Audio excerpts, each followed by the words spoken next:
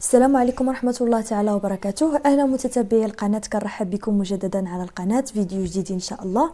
اليوم غنشارك معكم واحد المشروب أو واحد السيرو خاص بالكحة أو خاص بهذا الفصل ديال الشتاء أو فصل الخريف، اللي الاسم التجاري ديالو هو فيتوغاكس. كيتباع في الصيدليات وكيتباع بوصفه ولا بلا وصفه طبيه، يعني بلوردونونس اولا بلا لوردونونس، اللي كيجي على جوج ديال الاشكال: الشكل ديال الناس الكبار والشكل ديال الاطفال.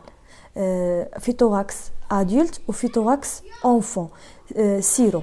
هذا السيرو هذا كيجي بالشكل اللي فيه 200 اميل او لا حجم اللي فيه 200 اميل، قاروره فيها 200 اميل كدير 79 درهم فاصله 90 اي 80 درهم، وبالريال هي 1600 ريال. والحجم كيجي اقتصادي، يعني في القرعه كبيره اللي فيها 200 اميل.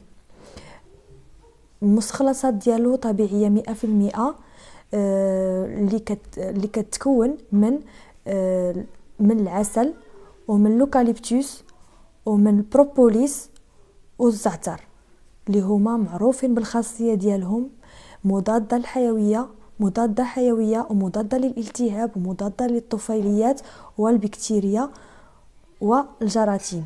يعني وكتلطف لنا المجرى التنفسي او لا الجهاز التنفسي ديالنا، وكتسكن من داك الكحه اللي مزعجه، سواء كانت عامره سواء كانت ناشفه. يعني الكحه كتكون فيها جوج ديال الاشكال: الشكل اللي كيكون ناشف وجاف ومزعج ومتكرر بزاف، والشكل اللي كيكون عامره عزكم الله اللي كتكون فيها التناخم، وكتكون عامره بالتناخم وكتكون مصحوبه مع طفيليات وبكتيريا وجراثيم، اللي كيخصها ضروري من استخدام ديال مضادات التهاب، عفوا مضادات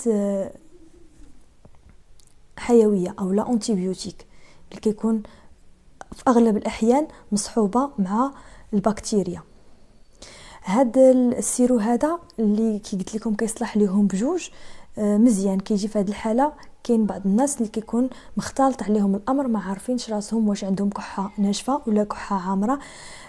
الا مشاو خداو شي سيرو خاص، كان مثلا عندهم كحه عامره ومشاو خداو سيرو خاص بالكحه الجافه، يقدر تزيد الحجم ديال الوعكه الصحيه اللي عندهم.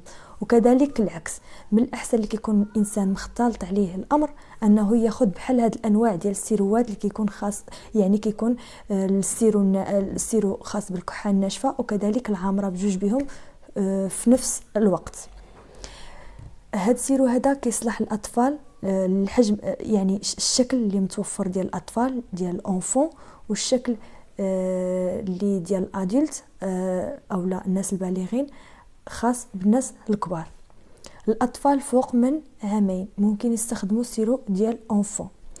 طريقه الاستخدام ديال الاطفال اللي فوق من عامين كياخذوا معلقه صغيره 3 المرات في النهار قبل الماكله، وبالنسبه الناس الكبار معلقه كبيره 3 المرات في النهار قبل الماكله.